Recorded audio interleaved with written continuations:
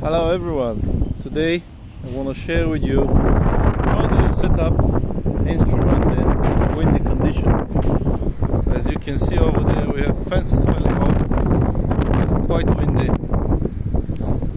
the wind turbines are cracking, train has been moved off, so it's quite a gusty winds.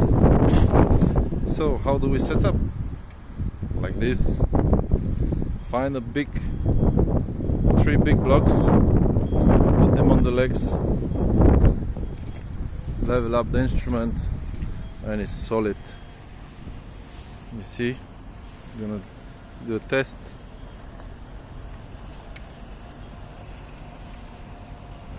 You see, even with pulling, the legs level still there.